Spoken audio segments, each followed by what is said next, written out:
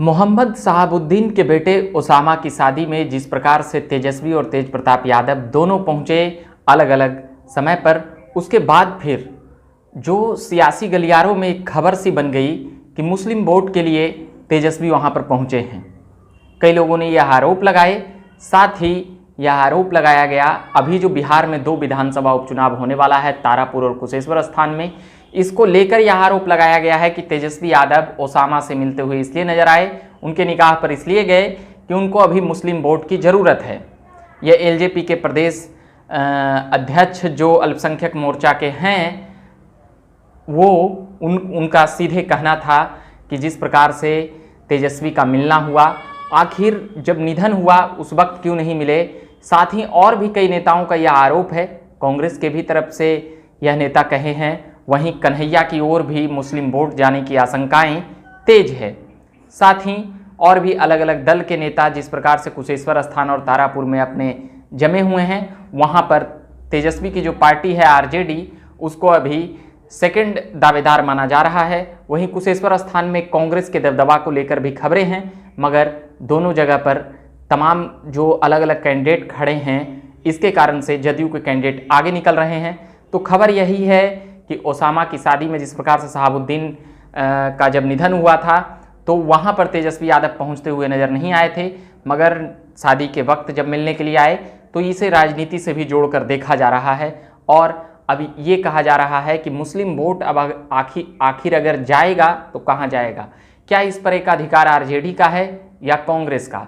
ऐसे कई सवाल हैं। कई एनालिसिसर, पॉलिटिकल एनालिसिसर का कहना है कि बीजेपी के डर से मुस्लिम वोट कांग्रेस और अलग अलग पार्टियों में जाती है, मगर बिहार में आरजेडी को एक मुश्त वोट कांग्रेस का मिलता है।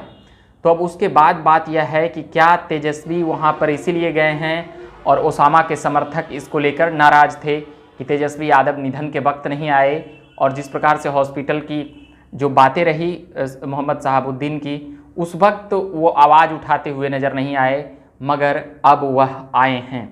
तो इसे राजनीति से भरसक जोड़कर देखा जा रहा है। और साथ ही तेज प्रताप भी अलग पहुँचे, तो जिस प्रकार से उनकी ओर भीड़ आ रही थी, फिर उसके बाद उनको अलग कमरे में रखा गया, क्योंकि भीड़ संभालना आउट ऑफ कंट्रोल जब हो जाता है तो कहीं ना कहीं कोई नेता या कोई हस्ती आता है तो फिर उसके बाद उसे संभालना मुश्किल हो जाता है। अब बात यह है कि क्या कन्हैया जिस प्रकार से सीए और एनआरसी को लेकर जो मुखर रहे हैं, और एंटी मोदी कम्बेंसी, उनकी एंटी मोदी का जो उनका चेहरा है, इसको लेकर भी कई बातें हो रही है और कई बातें उठ रही है।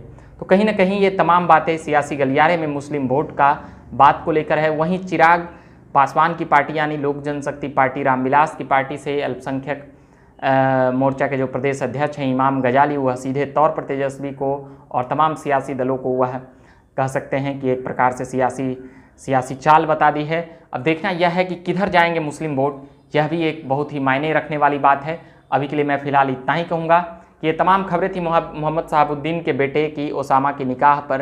राजनीतिक चर्चाएं काफ़ी गर्म हुई, और वह किस पार्टी में रहेंगे या जाएंगे, ऐसे कई सवाल छोड़ जाते हैं जब उनके निकाह पर तमाम पार्टी के अलग अलग पार्टी दल के नेताओं बधाई और शुभकामनाएं देते हुए अपने आप को आगे कर रहे थे।